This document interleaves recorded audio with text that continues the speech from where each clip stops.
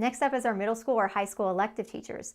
Now, the schedule that I put together is assuming that you have the same group of students coming to you every single day of the week, but maybe you have, let's say, 40 to 45 minutes is somewhat typical. Again, on the left, we have all the steps of the STEM challenge cycle, and then we have the days of the week that follow.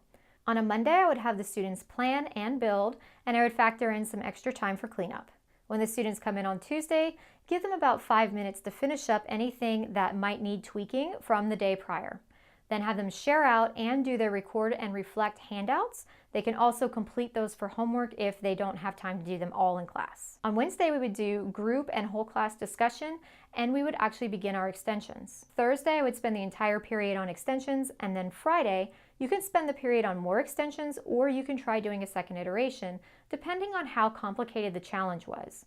You can always also devote 2 weeks to a single challenge in this case, and that gives you extra days the following week to be able to do some more extensions before you do the second iteration, which I would probably do the following Friday.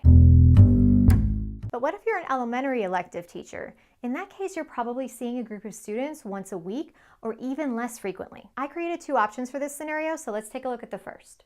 In week 1, you would plan, build, and have the students share out and present to their peers. Any additional time you have would be spent for cleanup. Now, in an ideal world, you would be able to collaborate with the classroom teacher. I know that's not always possible, but let's go ahead and plan the ideal view first. If the teacher is open to it, ask for 15 minutes of regular class time for students to complete their design analysis handouts, or ask the teacher if it's appropriate for her to assign it as homework. You can also ask if the teacher is open to having the students do small group or even whole class discussion on their challenges. And of course, don't forget to supply the discussion questions so the teacher doesn't have any extra prep to do. Even if the classroom teacher isn't able to accommodate your first 2 requests, she might be able to handle some extension lessons, particularly if they connect with standards she was already going to need to teach anyway. Or it might work out well for her to incorporate inquiry or research into one of her center rotations. I know it might be a long shot in some schools, but you never know if you don't ask. The second option is probably a little bit more realistic, and it doesn't require the classroom teacher to collaborate with you. In week 1, it's largely the same. You're still going to plan, build, and share out. If it's possible for the classroom teacher to store the STEM challenges until the next time they come to see you for elective, try that out. If that's not possible, take some photographs while the students are presenting and sharing out.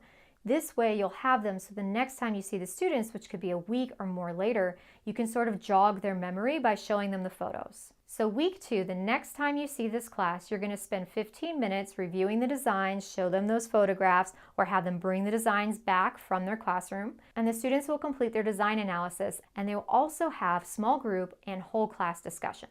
There probably won't be a lot of time left after that, so the next thing I would do is have the students list out some related topics that they would need to explore before doing the next iteration so they could improve their designs. You could also, during this period of time, determine who gets to take their challenge home, or if you're going to break it down and recycle the materials. Finally, when you see them again in week 3, you can spend the period on extensions or the next iteration of the challenge. And a few other time-saving tips for you. First of all, obviously for your first period, you're going to want to be able to have those materials ready for the students and prepared. If you're an elective teacher and you're going to have several classes throughout the day who are going to need materials, I would have 2 different sets of bins. The one that's already with period 1, and then period 2 is empty, and while the students are planning and building, I'm setting up materials for period 2. When period 2 comes in, they get their materials, and I take the empties from period 1 and start preparing period 3. When you're first starting out, you want to take baby steps so that it's manageable and doable, and so that you will keep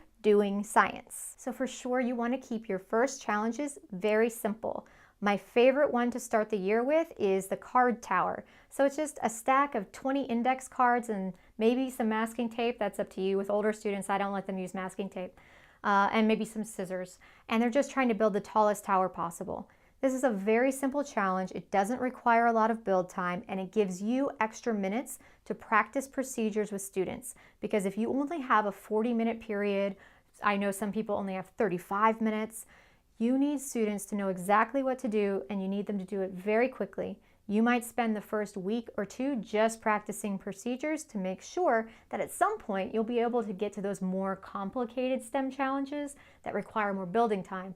Because as long as those materials setup and cleanup go smoothly, you can give them more and more build time. I hope one of those suggestions will work for you, but if you have a very specific time crunch and what I gave you doesn't address what you need, please reach out because maybe I can find a way to help. All my contact information is in the description below. Make sure that you like, follow, subscribe, what have you, so that you don't miss anything. Next week, I'm introducing a brand new challenge, and it is one of my all-time favorites, and I think my students would say the same. See you next time.